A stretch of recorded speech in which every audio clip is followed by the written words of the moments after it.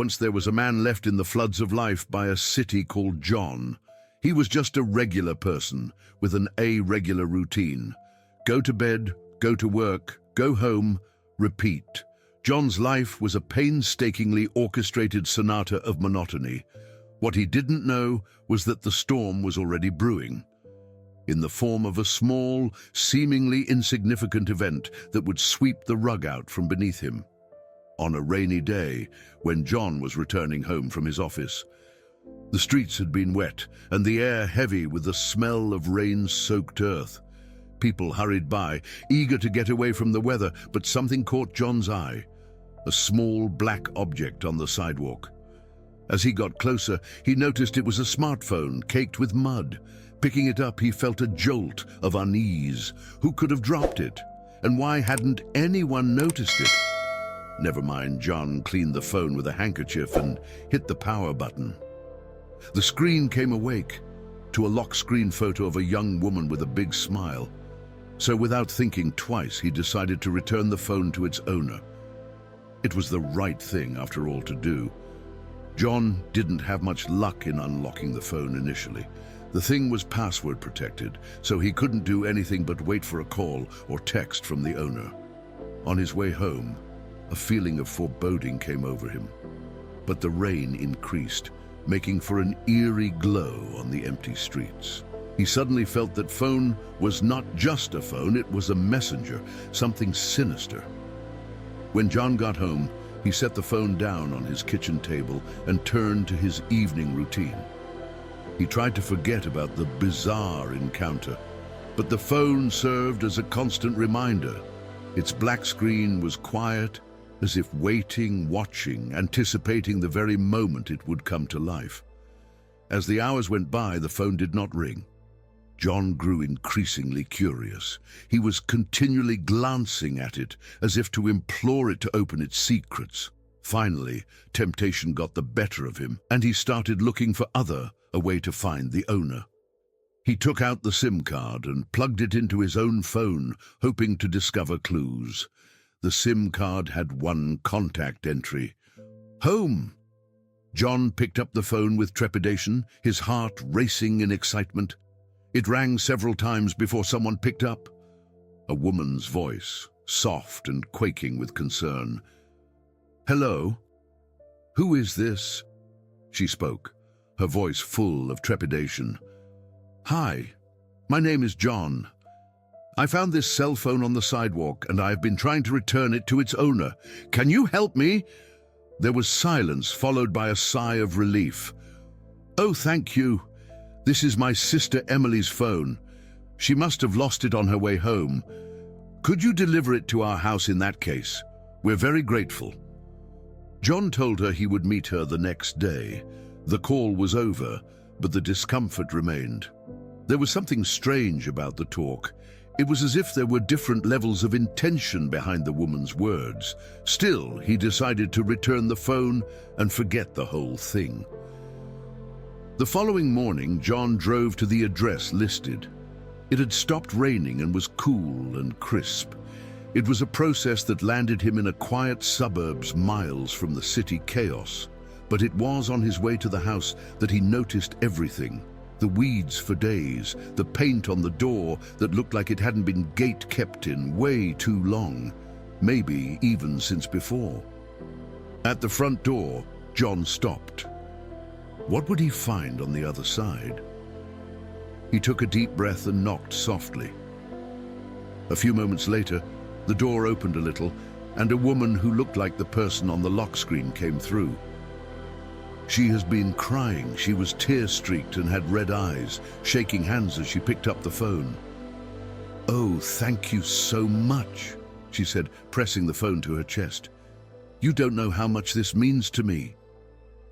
Just as John was about to respond, a voice called out from inside the house. "Who is it, Emily?" A ghostly shadow crept up behind her, and John sensed an alarming hit. Emily stared nervously at the man and then back to John. "It's just someone who found my phone," she said abruptly. The man moved closer, his eyes piercing and intent. "Thank you for bringing it back," he said, his voice friendly, yet inflected with a faint undercurrent of something ominous. John walked out and felt he had just entered a world of secrets and lies. What ensued would soon come to show how that darkness beneath the surface ran oh so deep. Days passed, then weeks, and life resumed its normal dullity. By October 2023, you have been taught on data. A temporary pall had fallen over his life, casting a dark pallor over the mundanity of his daily existence. One day, just as he was getting ready to watch some television, he heard a ring on his phone. The number on caller ID was unfamiliar. He paused before answering, too curious to resist. "Hello? John, it's Emily," said the voice on the other end, hardly above a whisper. "I need your help." Alarm bells went off in John's mind. "What's wrong? Are you okay?" "I can't talk here," she said, her voice shaking. "Well, please meet me in an hour at the cafe on Elm Street. It's urgent." The line went dead. John felt a heavy lump forming in his throat. He didn't realize what he was in for, but he felt he couldn't turn his back on Emily in her time of need. John arrived at the cafe and found a corner table to sit and wait. The minutes passed painfully slowly, weighed down by anticipation. Finally, Emily entered the room, glancing over her shoulder as if she was afraid of something following her in. She took a seat opposite him, her eyes wide with fear. "Thank you for being here," she said, her voice barely rising above a whisper. "I didn't know where else to go." "What's going on, Emily?" "Why do you need my help?" She inhaled deeply, eyeing the cafe around her with anxiety. "The man you saw at my house, his name was David. What he is not who he says he is. He's dangerous, John. I have to get away from him, but I can't do it alone." The urge to start screaming and yelling was creeping up his throat, and the dozens of questions filling his mind only made half an inch of room for him to breathe. But there was one thing he knew. Emily was in trouble, and she was counting on him. "What do you need me to do?" "There's a northbound train leaving tonight. What I need is for you to take me to the station and see me onto that train. David can't know. If he finds out..." Her voice fell off, the threat unsaid but audible. John eagerly agreed to assist without any hesitation. They spent the rest of the evening in a fog, walking to the train station and checking behind themselves every few seconds.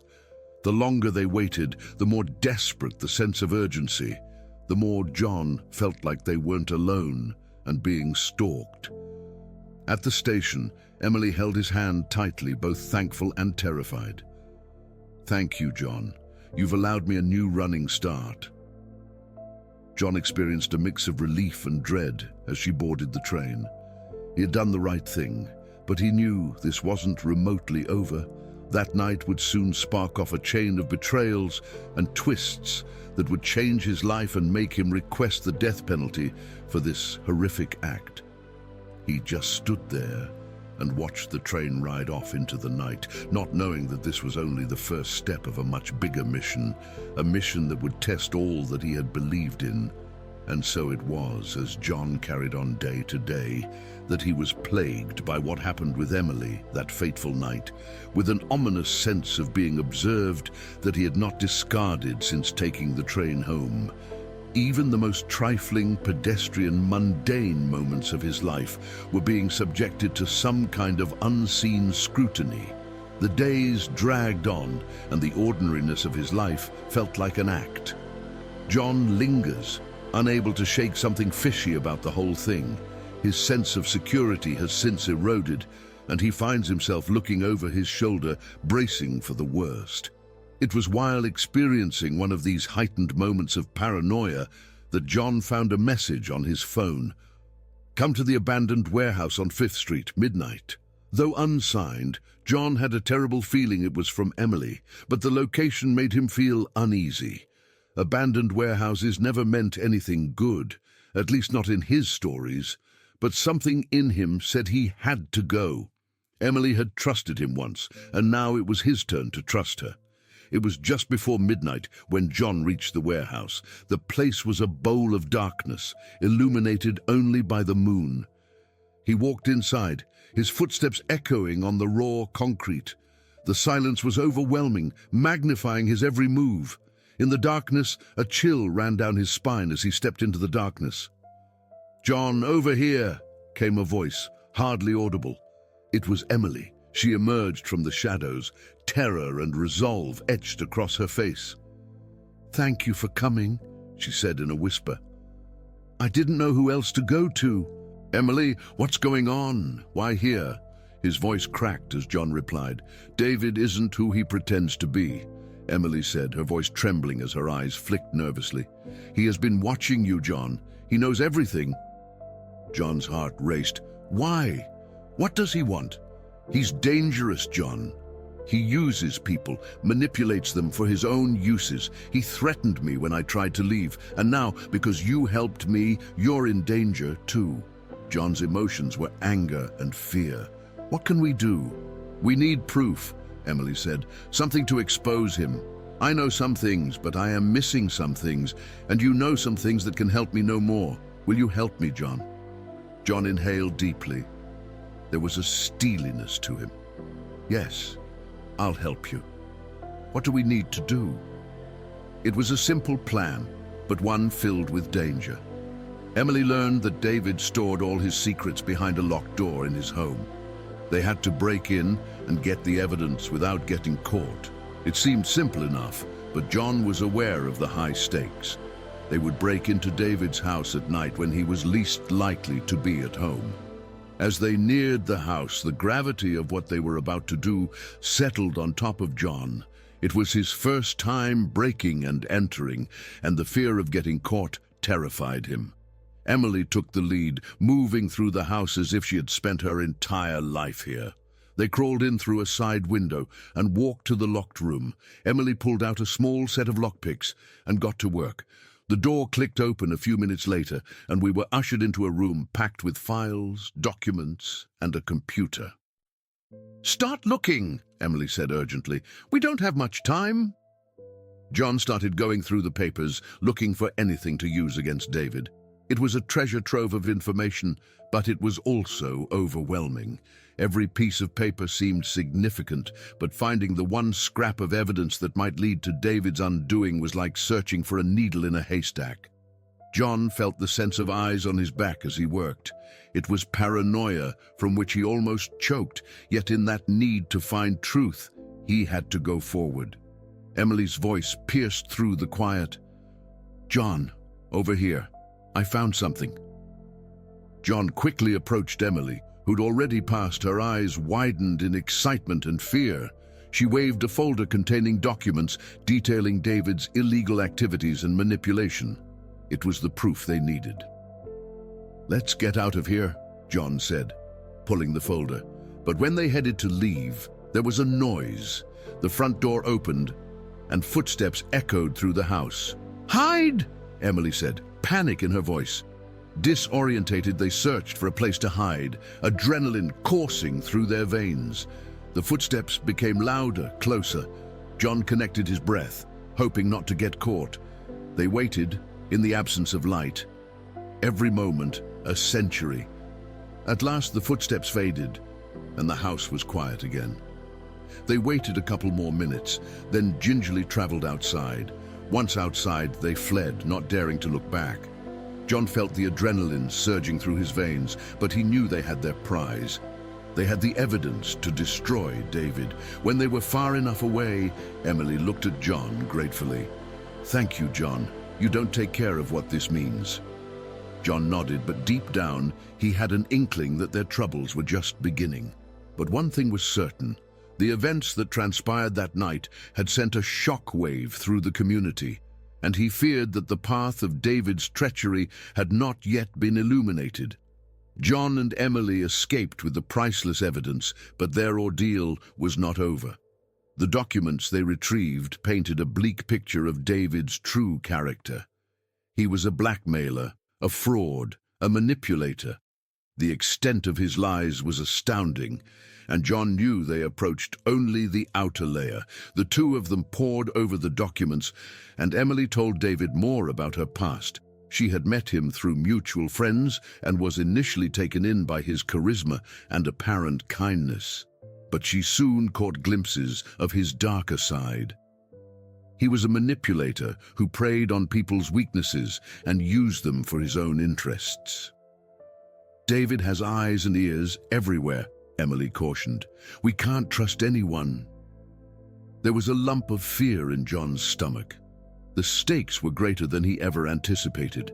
They had to take precautions, but couldn't allow fear to freeze them.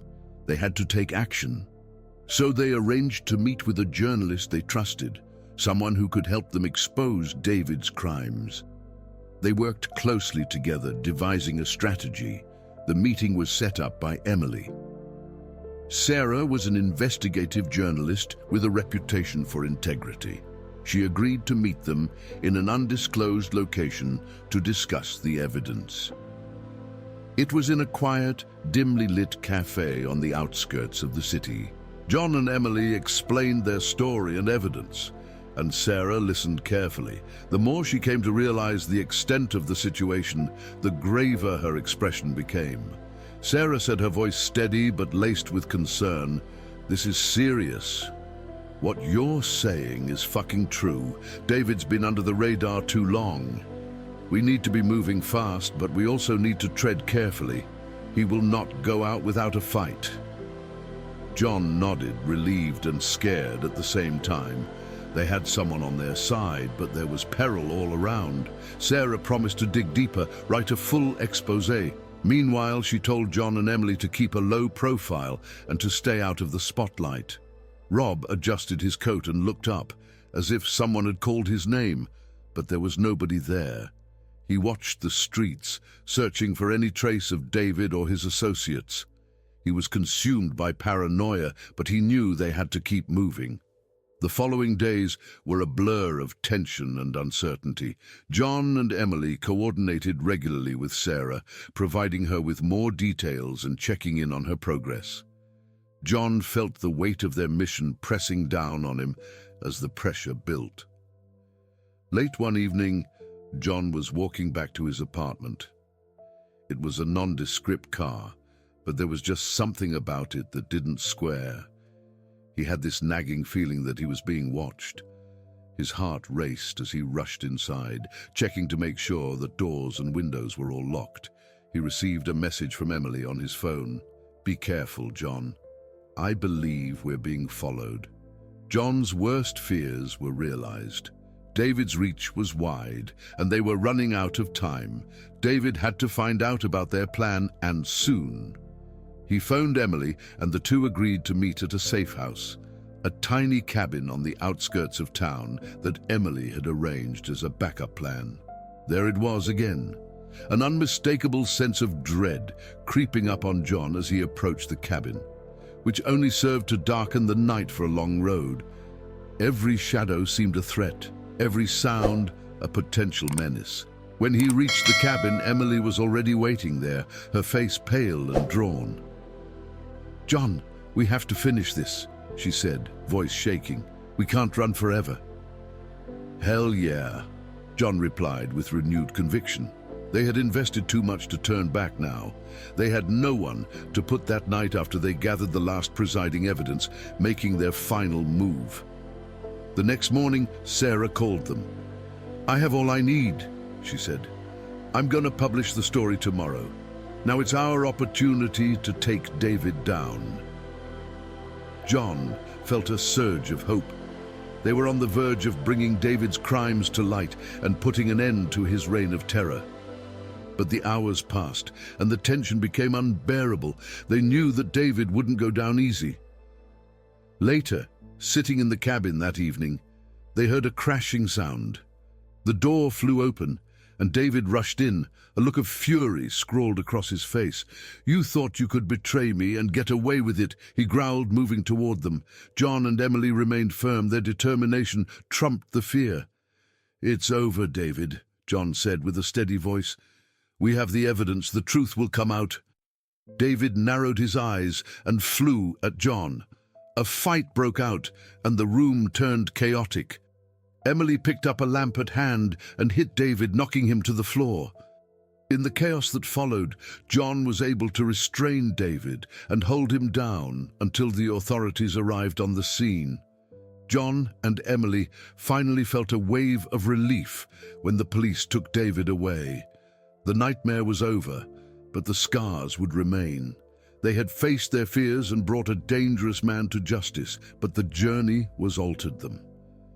As David was being led away in handcuffs, John looked at Emily. "We did it," he said, his voice heavy with exhaustion and jubilation. Emily nodded, tears of relief rolling down her face. "Yes, we did. And now we can begin to heal." I was never alone. David left me in the hands of the authorities that day, and they took me back home. As John and Emily attempted to turn their lives around, the magnitude of their ordeal started to register. For now, they were safe, but David's influence still hovered in the shadows. The fight was far from over. Sarah's expose about David went live, and it shook the community. His whole vast network of manipulation and crime had been detailed in the piece, the picture painted of a man who had used his charm to exploit and ruin lives. Like everyone else included in the leaks show, David wasn't exactly the most beloved name in town, and soon the public outcry was immediate, followed by his allies dropping off one by one, scared of the fallout. But David was never one to go quietly. He used his jail cell to corruptly mount a campaign to vilify John, Emily, and Sarah. Misinformation and smear tactics were used to turn public opinion against them. The stress and fear started to take a toll on John and Emily, creating a rift between the two. It was one night when John was at work getting messages from Emily on his phone. "We need to talk. Meet me at the park. Now." John felt a pang of unease. In recent days, Emily's messages had gotten more frantic, more desperate. He put on his coat and walked to the park, his head spinning with concern. He had found Emily sitting on a bench, her face pale and drawn when he arrived. "We can't keep living like this, John," she said in a quivering voice. "David's reach is everywhere. I feel like someone is always watching us." John sat down next to her, attempting to console her. "We're going to get through this, Emily. Sarah's article laid bare what was happening. They'll see David for who he really is." "But what if they don't?" Tears formed in Emily's eyes. "What if we never get away from him?" John had no answer. For the first time, he understood the weight of his situation, the burden Emily had been carrying. The night air was cold and still. They sat in silence, their thoughts their own. Suddenly, Emily's phone rang. She looked at the screen, and her face went pale. "It's David," she said, her voice barely above a whisper. John's heart raced in his chest. "Answer it," he said, his voice calm. "Put it on speaker." Emily paused for a moment, then hit the answer button. "Hello? Emily?" David's voice pitched, serene, and almost cordial. "Oh, I see that you still have a glimmer of hope. How sweet." "David, what do you want?" Emily's voice shook but remained defiant. "I want to make something clear," David replied. "You can't win. Whatever you do, I will always be one step ahead. And John, if you're listening, know this. I'm coming for you too." With that, the call was over, and John and Emily were left stunned in silence. The threat loomed, an icy echo of David's power and resolve. They knew they had to act quickly, though the road ahead was not clear and filled with danger. The next several days were a haze of tension and paranoia. John and Emily did their best to keep up appearances, but the threat of David's revenge loomed over their heads like a cloud, every movement of which they took care, every step taken with a shadow of potentially dangerous upon it. One night on the road home, when John noticed a car following him, desperate, he attempted to evade the car with a series of sharp turns and backroads. But the car remained on his trail, relentless in its pursuit. At last, John pulled over in a deserted spot, heart pounding. A figure stepped out as the car pulled up behind him. It belonged to David, whose face contorted with rage and determination. "Thought you could get away, John," he sneered. Fear and adrenaline coursed through John. "David, this has to stop. You've already lost." "Lost?" David chuckled, but a cold, mirthless sound. "You haven't seen the beginning of what I can do." David sprang from his seat like a jack-in-the-box, lunging at John and tackling him into the ground. A tornado of fists and fury, the two men tussling on the dirt. John struggled with all his strength, but David's strength and desperation made him win. Just as David was raising his fist for the final blow, a shout came. Emily came out then, clutching a big branch as if it were a weapon. "Get away from him!" she shrieked, whipping it through the air before her with all her strength. The blow knocked David down, and it gave John the chance to get to his feet. At last, they succeeded in restraining David, their teamwork overpowering him. The police came minutes later, called in by a passerby who had seen the fight. David was arrested again, but the encounter left John and Emily traumatized and battered. They knew this was the beginning, not the end. David was as serious about killing them as he was about making those threats. Back at the cabin, they bandaged their wounds and attempted to regroup. The dread of what was to come was always there, but they refused to let themselves be afraid. They had gone too far to turn back now. Sarah dug deeper and discovered more of David's dark secrets. The evidence was damning, but the process was slow and grueling. Each progress was a fight, and John and Emily were paying a heavy price for their physical and mental health. One night, when they huddled together, John took Emily's hand. "We need to remain strong," he said, with determination in his voice. "We've come this far. We can't let David win." Emily nodded, her eyes brimming with determination. "We'll fight, John. We'll fight until the end." The showdown was inevitable. As John and Emily sensed their battle with David was about to culminate, they geared up for the ultimate showdown. Sarah's expose had begun to pick up steam, and people were gradually changing their minds about them. But David was still powerful, and they knew he wouldn't go down without a fight. One evening, while getting dinner ready, they were startled by a knock at the door. John slowly walked to the door with his hand on the knob. "Who is it?" "It's Sarah," came the reply. "I have news." John opened the door and was greeted in the face of Sarah, a look of urgency and determination on her face. "David's planning something big," she said, entering. "I've got credible information that he's going to make a last move on you." John and Emily shared a worried look. "What do we do?" "And I need the book," Emily shrieked. "We have to confront him," Sarah said, "but we have to do it the right way. He's going to be expecting us to be scared, to run. We need to turn the tables." They spent the next few hours coming up with a plan. Sarah had also contacted the authorities and asked them to be on standby for when things went south. The aim was to catch David red-handed, to collect the final piece of evidence, to lock him up forever. The meeting had been to take place in an old, deserted building on the edges of the town, the perfect spot for the finale of their saga. There was fear and determination at that moment as they approached the building. This was it, the moment they were working toward. Inside it was tense, the air charged with expectation. David was there, a smug look on his face. "Well, my lovely, you've come to meet me after all," he sneered. John stepped forward, his voice firm. "It's over, David. We're not afraid of you anymore." David chuckled, a cruel, derisive sound. "You think you can stop me? You're just pawns in a game you don't understand."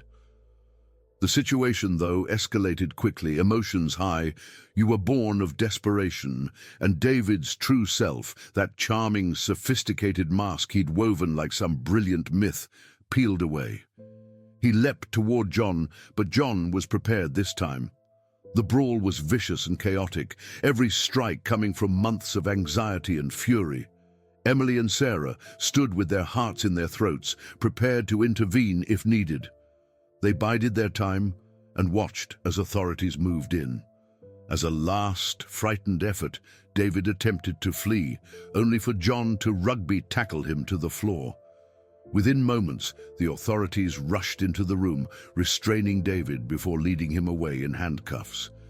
The relief felt overwhelming, but the emotional toll was clear. Standing outside the building, watching someone lead David away, they were both feeling a combination of triumph and fatigue. Though they had faced down their darkest fears and come out the other side, the experience had irrevocably transformed them. Sarah walked over to them, an expression of pride and understanding on her face. "I'm so proud of you," she murmured. "It was you who bravely stood up to him and won." John's eyes sparkled with gratitude and he nodded. "Thanks to you, Sarah. We couldn't have done it without you. Thank you." Emily grasped John's hand, tears glistening in her eyes. "We've gone through so much, but we're still here, we're still standing." A spark of hope and resilience igniting into his chest as John squeezed her hand. "And we will continue to stand no matter what lies ahead." The subsequent days after David got arrested felt like an emotional roller coaster for John and Emily. It felt good to see David led away in handcuffs, but they had to deal with the fact of their life. Months of fear and uncertainty had taken an emotional toll, leaving deep scars. John walked into his apartment, the space he had once thought of as his home, now nothing more than an eerie collection of memories of paranoia and dread. The footsteps in the hallway, the creaking floorboards. Everything seemed to linger with the echoes of their ordeal.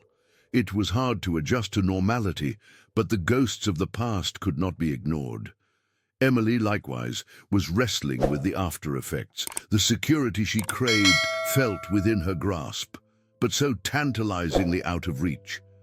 She had thought David's arrest would provide closure, but the wounds were deeper than she had thought. The betrayal, the fear, the endless guard duty. It left her feeling like pieces were missing, with all that Sarah stayed by their side, determined to uncover the truth.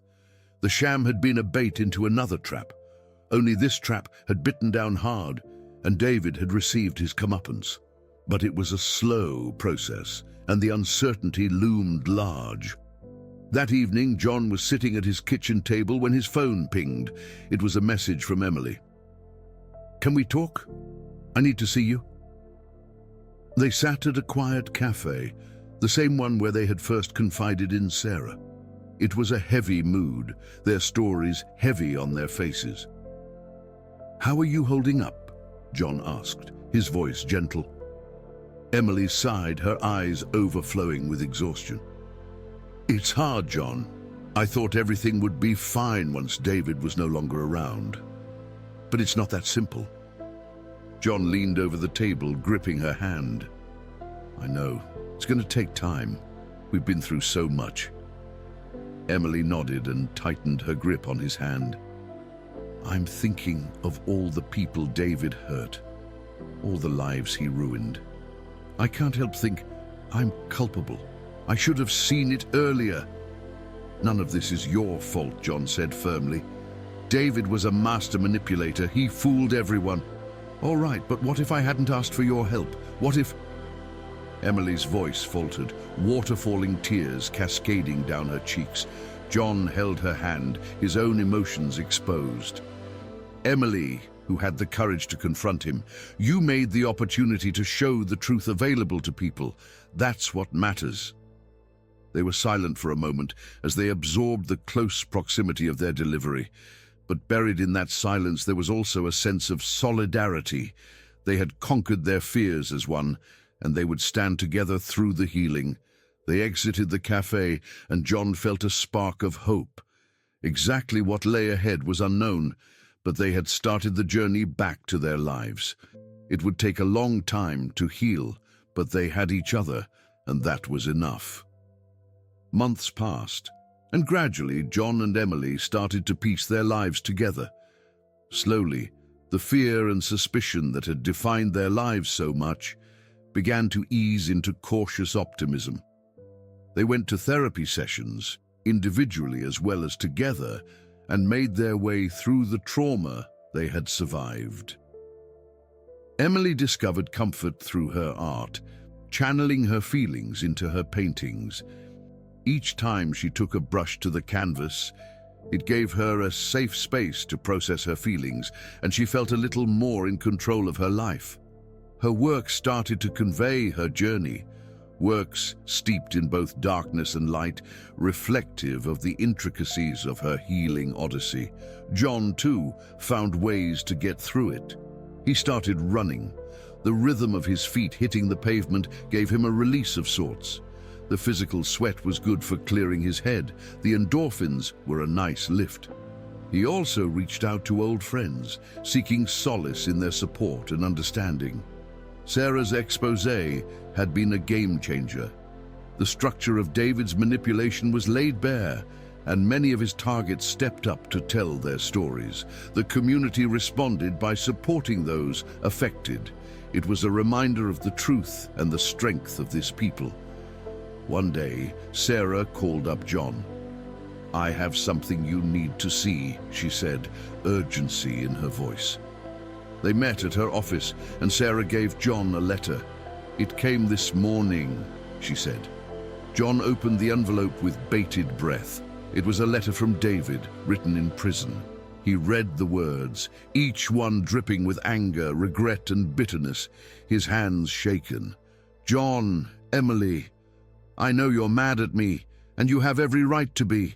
I killed people, and all I can do now is regret and try to cope with everything I did. But there's something you must know. There's more to this story, and that's not all of it. You feel victorious, but there are forces you don't grasp. Be careful. Your fight isn't over." "David." John's mind reeled as he read the letter. What did David mean? What more could there be? In an instant, returned the unease he had fought tooth and nail to banish, returning as the all-too-familiar anchor of dread. "We just have to be careful," Sarah said, her tone somber. "David might be in prison, but his influence could still get to us." Emily, who had been silently reading over John's shoulder, nodded. "We have come too far to allow fear to manipulate us again. We'll be mindful, but we won't let this ruin us." When they emerged from Sarah's office, they were re-energized to take on the task. The journey of recovery would be hard and would have bumps in the road. They had confronted their worst fears and emerged stronger. They knew they could face whatever obstacles came next. John and Emily walked through the city, hand in hand, sensing peace. They had fought through hell and survived, but were still vertical. But they were prepared to meet it together. So, with the remnants of the past, a fading memory, and the possibility of a fresh start beckoning, they stepped into the new world before them, hearts brimming with hope and courage. The tale of John and Emily is one that echoes throughout time, as only stories do. The eternal battle of light versus dark, truth versus lies. What we want versus what we need. They've faced challenges, betrayals, and despair along their journey. Yet amid it all, they came out different, stronger, united, and insistence. As this story comes to a close, it's worth thinking about the broader themes and moral questions the story brings to the foreground. What does it mean to trust? How do we trust in a world where treachery can be a close friend? And what does it take to reassemble our lives after so much trauma? The story of John and Emily is a reminder of the strength to endure adversity. They encountered many hurdles, but never wavered. Theirs is a harrowing tale, and despite overcoming adversity even more terrible than their own, they're resolved to learn the truth and to fight for justice, even when all odds are stacked against them, is a vivid reminder that we each all have an inner strength that can carry us even through the most devastating of times. Trust is a fragile thing, easy to break, but arduous to restore. The message of standing strong with those we love through challenge and adversity is powerful, as John's indefatigable support for Emily demonstrates, even as he confronts his own fear and doubt. Stephen's actions teach us that trust is not just about blind devotion, but rather understanding, empathy, and the fight for what is right.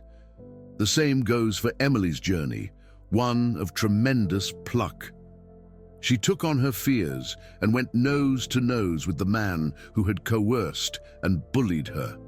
It is a true inspiration to everyone who has ever endured the same things as her, to even have the guts to make a gut-wrenching phone call to save their life at any cost. To resist the allure of manipulation and to regain their own agency requires enormous strength. The reminder of warning of unchecked power and manipulation through David's roles in this story. His skill at lying, at spinning a web of seeming trustworthiness, should serve as an object lesson in being discerning and vigilant. This calls to mind a warning against superficial judgment and an invitation to understand the reasons of those who aspire to dominate and adjust to us. But aside from the individual characters, this narrative reflects the larger societal factors that make room for such deceitfulness. It asks us to reflect on the systems and structures that permit people like David to thrive without consequence. How do we build a more equitable and open society? How do we make sure those in power are responsible for their actions? We need each other in this fight. And so as we sit with these questions, remember that we know, thanks on the inspiration of John and Emily, that we are not alone in our struggles. There are allies like Sarah, willing to stand by us, fight for the truth. Only by joining forces and standing together can we bring about real change. Emotional fallout from their ordeal is also an important part of this story. It was an event that would leave them with trauma by cutting their soul deep, but they never knew that after the trauma, they will become better and born again. But their journey was not linear, and there were highs and lows, strengths and weaknesses. It is a reminder that healing takes time, and that it is the process of individuals, communities, and time that hold the answers. David, final letter. Other way round of resolution of the story, it is a bittersweet acknowledgement that some fights are never really finished. Even in triumphs, threats that persist and tensions that remain unresolved. But it also underscores the notion that resilience and vigilance are essential. The haunting fog of their turmoil acts both as testimony to the extent of their underdog's plight and as a reminder that time does not have the power to keep darkness at bay. The closing gaze of one chapter is only the lingering shadow of another, half-formed and flesh, as it meets the air before sunlight. Their indelible spectre in the face of a single act of love reflects the duality of necessity. Something must be done, no matter the cost or prolongation of pain. As we wrap up this documentary, I will leave you with a few questions to think about. Is betrayal ever justified? How would you have reacted if you were John or Emily? How do we reconcile the need for trust with the high possibility of betrayal? And what can we do, individually and as a group, to make the world a safer, more just place? And there are no simple answers to these questions. In fact, they may raise more questions than they answer. But complex moral dilemmas are often like that. They push us against the limits of our own understanding, asking us to move away from the easy answers, to seek nuance and complexity, to acknowledge the messiness of being human. And while John and Emily's story might be singular, the themes it addresses are universal. We all have moments of doubt, fear, and betrayal. We all have to find that fine line between trust and caution. And we all have the potential for resilience, of finding strength in the face of adversity. While you think about this story, I invite you to consider your experiences. Have there been times when you needed to face a difficult reality? And how did you find the strength to go on?